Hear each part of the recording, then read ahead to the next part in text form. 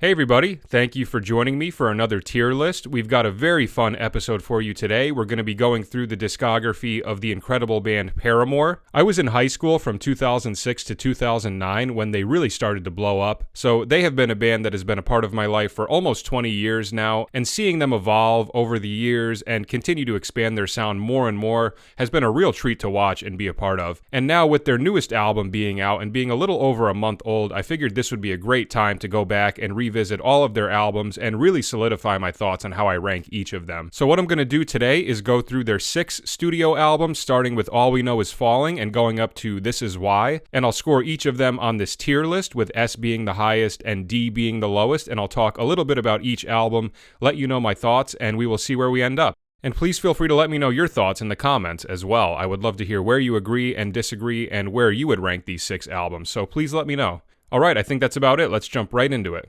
Okay, starting out, we have their debut studio album from 2005 titled All We Know Is Falling, and I'm going to give this one a B. And it does pain me to say that because I really do like this album, but in comparison to the rest of the Paramore catalog, I do think that this is their least standout release. And I think it's safe to say that the majority of the Paramore community typically do list this as their least favorite when they are ranking their 6 albums. Although I have seen a few people rank this as their favorite album as well. And I think that's one of the things that is so great about Paramore. I think that people can make convincing arguments for pretty much any of their albums and why they are their best work. So that's one thing that I have always loved about them, but I've always had sort of weird feelings about this album because it doesn't really have any songs that I particularly dislike. I think my main issue has always been just the fact that because they were in the infancy of their songwriting, I don't think that this album produced a lot of really standout and exceptional Paramore tracks, especially in comparison to their other albums. And don't get me wrong, there are definitely some great tracks on here, but if I was to make a top 10 favorite Paramore song list, this is probably their only album that wouldn't have any tracks that would make it onto my list. But on the flip side, like I said, I don't necessarily dislike any of the songs on here either, so this album has always been this weird sort of in-between place for me, but judging it in comparison to the other 5 releases is my main reasoning for putting it in B tier. I know that this album was also written and recorded in a very fast-paced and rushed manner as well, so I think that's another contributing factor. But for a debut album, it is certainly not bad at all. Before they started the recording of this album, their founding bassist Jeremy Davis had decided to leave the group, and a lot of the songs were centered around that and functioned as a recurring theme throughout the album. This album is very much in that pop rock, alternative, emo style, which was a huge part of the early Paramore sound and a sound that was blowing up in the mid-2000s. This album is short and concise with only 10 tracks, and it opens up with 3 consecutive singles back-to-back with All We Know, Pressure, and Emergency. A pretty solid way to open the album, and of those 3 tracks, my favorite is definitely Pressure, and I do consider that to be the high point of the first half of the record for me. A couple of other musical moments that I really enjoy from the first half of the album is the bridge to Brighter. I think that has some really beautiful and powerful vocal work from Haley. And Here We Go Again is interesting musically with the techno sort of drum grooves for the verse against that arpeggiated guitar part. Definitely a song that is a little bit more adventurous from an instrumental standpoint and has more of a sound that resembles the future Paramore releases. For the second half of the album, the high point for me is definitely track 7 titled Whoa, and that would easily be my favorite song from this album. That's probably the only song on here that would be close to making my top 10 favorite Paramore song list. It would probably be in the top 20, but of all the tracks throughout this, that is definitely the standout and most exceptional one for me. I think the chorus on that song is particularly beautiful and powerful and also extremely catchy, which is one of the things that Paramore is just known for, having just these beautiful but very catchy choruses. A couple of other standout moments of the second half of the album for me is Never Let This Go, which has some of my favorite clean guitar parts from the album, definitely having some of those sadder, more emo sensibilities in the verses. Conspiracy is also a beautiful track with a great chorus and nice guitar layering between the distorted parts and the clean arpeggiated parts. And I heard that this was one of the first lyrical songs that Haley had ever written, which is very impressive considering how young they all were throughout this process. And I also really enjoy the final track, My Heart, particularly with the screaming sections at the end of the song by Josh Farro. Definitely one of the heaviest and hardest hitting moments from any Paramore song, and a very interesting thing to place at the very end of the album, because it can lead the listener to wonder if they're going to continue on that trajectory for their next release. And while I don't think this album has any skip over tracks, I don't think that it achieves the highs that their future releases do. This one tends to stay a little more flat for me throughout, and that's ultimately why I put it in B tier. But like I said, it's still a very solid first release, especially for a band that was as young as they were, and it still has a handful of great Paramore songs that I do enjoy going back to, and I think they have great replay value. So not an incredible opening album, but definitely not bad either. So this one will get a B. Alright, next we have their second studio album from 2007 titled Riot, and I will give this one an A. I really enjoy this album, and I do consider it to be a big improvement from their first release, but I still think that they do reach even bigger highs in future releases. In my opinion, they took the sound and style that they had established on their first album and expanded upon it and delivered us some incredible, high-quality, and classic Paramore songs. Stylistically, we're still very much in that pop-punk, alternative, emo sort of mashup.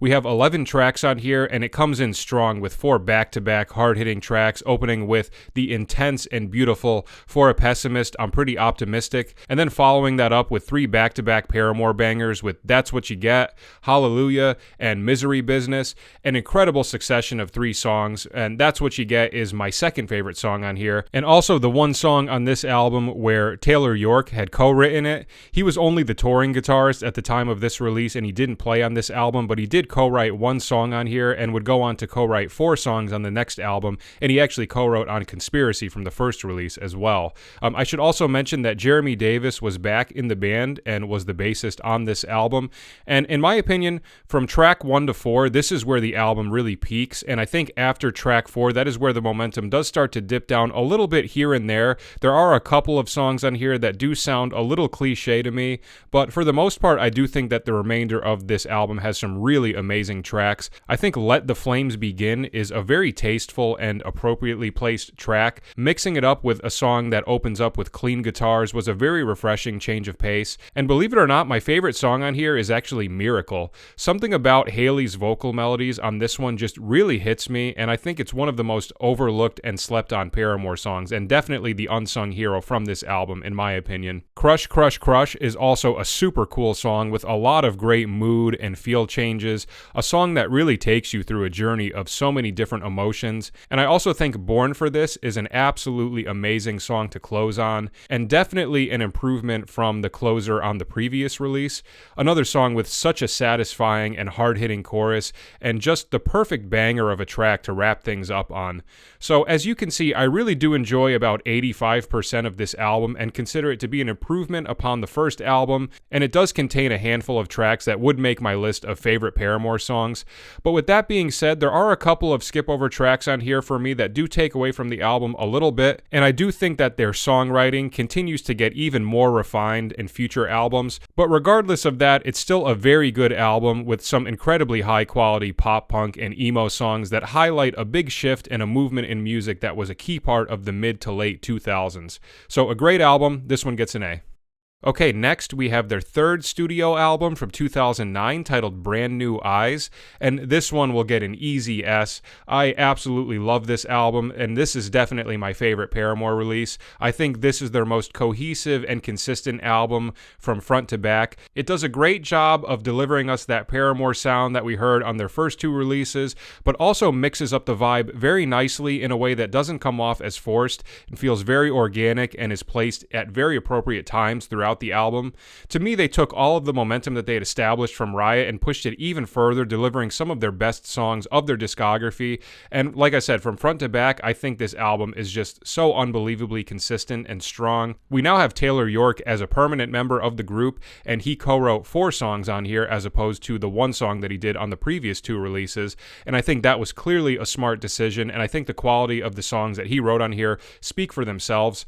I think the songwriting sounds more mature and refined refined in comparison to Riot, and the songs on here have a really great intensity to them and really hit you hard and keep you engaged throughout, and that is apparent right from the opening two tracks with Careful and Ignorance, both songs that have a real fearless sort of quality to them, and they hit you so hard in a very satisfying way right from the opening of the album. I love the placement of Playing God on track 3. Again, another detour from the vibe of the opening two songs, going into a song that has these pretty clean guitar layers and harmonies as the foundation, which is a really nice change of pace.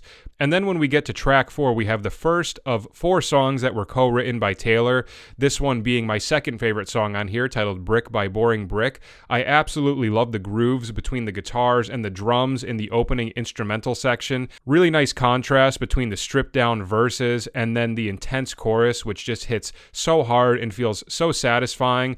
Another song with an absolutely beautiful and catchy chorus. And then as the album continues, a couple of other high points for me are Feeling Sorry, which is another one that was co-written by Taylor, a song with some really great hard-hitting guitar grooves. And to me, a song like this is a great example of what I love about the instrumentation of early Paramore. Just badass hard-hitting guitar grooves, beautiful vocal melodies, everything you want from a Paramore track. And this is probably going to surprise some people, but my favorite song on here is actually Where the Lines Overlap. Similar to what I said about Miracle on the previous release, something about Hayley's vocal melodies on this one just hit me hard, particularly on the verses. Another Paramore song that I think is pretty slept on and underrated, and I do think it is the unsung hero of this album. And of course, we can't finish talking about this album without mentioning the closer, All I Wanted. Easily my favorite closing song of any Paramore album. I think it's really hard to top this one. I love the arpeggiated guitar progression. Hayley's vocals just give me chills. When she hits those high notes, it's just so intense and hard-hitting and wraps up the album in the most satisfying way possible.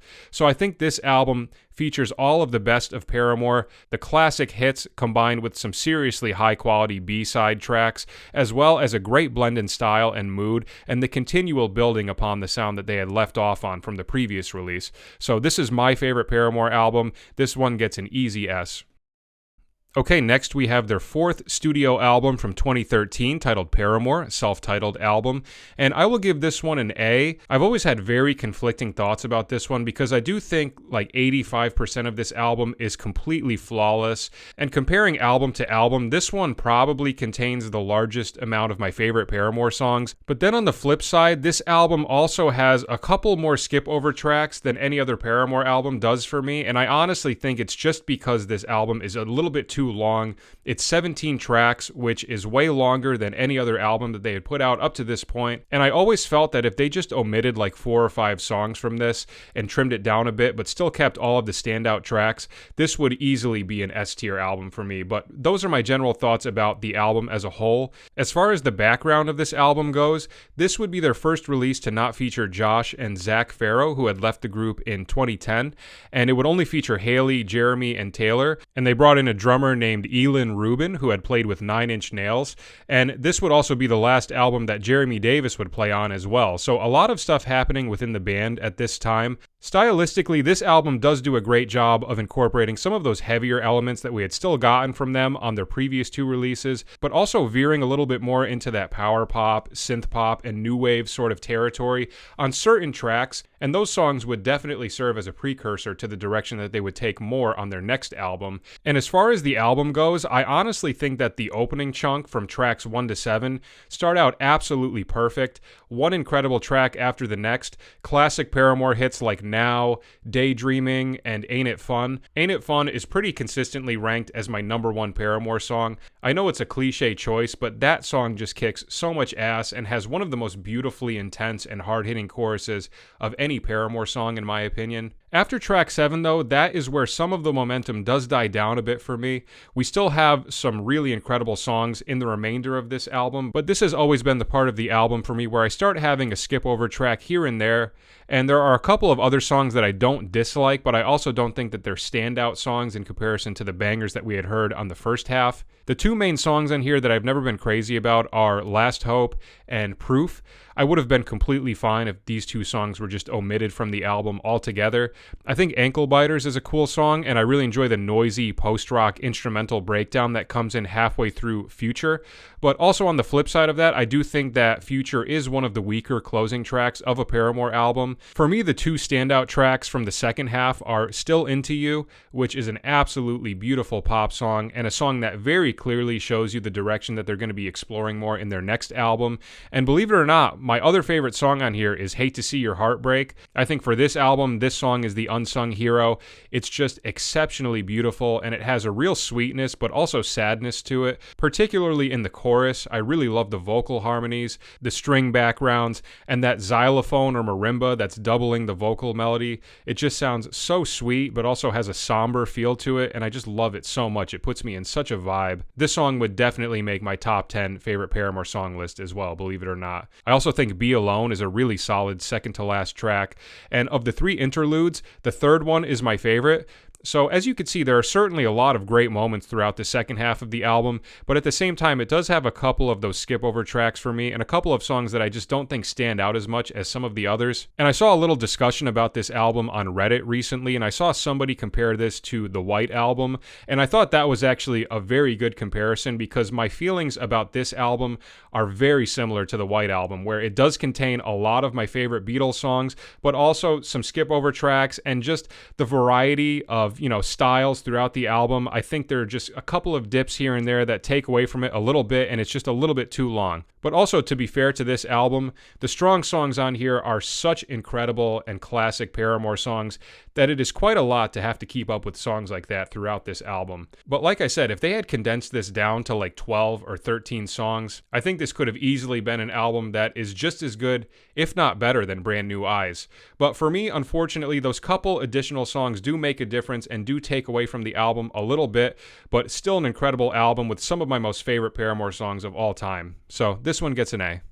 Okay, next we have their fifth studio album from 2017 titled After Laughter, and I'm going to give this one an S. I absolutely love this album, and I thought everything about this record was just such a pleasant surprise. Stylistically, we hear a big shift going into more of that synth pop, new wave sort of territory with cleaner guitar parts and less of those heavy, distorted riffs that we got from the previous release, and much more of an emphasis on keyboards. This is also the first album to mark the return of drummer Zach Farrow, and I will say that when I first heard this album, I liked it, but I wasn't crazy about it, and I think part of me just resisted it a little bit at first because I wanted more of the heavier guitars and more of that classic Paramore sound. But the more I listened to this album, the more I liked it, and it has climbed its way up to being one of my favorite Paramore albums. I think it's an incredibly easy listen from front to back with all 12 tracks. They deliver us one great song after another, and a lot of the tracks do a great job of incorporating all of the elements needed to have a great pop song, but they're done in a very tasteful and unique way that still has that distinct Paramore flavor and very much does not sound like a lot of the other cliche and cookie cutter pop music of the late 2010s. Haley's vocal melodies on this are top notch. It is loaded with all sorts of catchy and colorful choruses with tracks like Rose Colored Boy, Forgiveness, Fake Happy, Pool, Grudges, and Caught in the Middle. We have the amazing single Hard Times, which has such a cool single note guitar riff and a song that just grooves so hard, the perfect high energy dancey track to kick off the album. Track 6, titled 26, is the perfectly placed track, providing a really nice change in mood from everything that we heard up to that point, giving us a really beautiful acoustic track with these lush string backgrounds and a dreamy and serene vocal melody from Haley. And I think the closing track, Tell Me How, also provides a really great detour from the dancier and poppier stuff. We have these beautiful piano parts, amazing vocal melodies, and a great instrumentation. I really love the drums when they come in during the chorus with those single note guitar backgrounds going on over them. A very nice way to wrap up the album. So honestly, I don't dislike any song on here. I think the stylistic shift that they fully embraced on here resulted in an absolutely fabulous album that delivers us one incredible pop track after the next. This is the album I have the hardest time picking a favorite on because they're all just so good. But if I had to narrow it down to like 4 or 5 tracks, I would say my favorites are Pool, Forgiveness, Grudges, Hard Times, and Rose Colored Boy.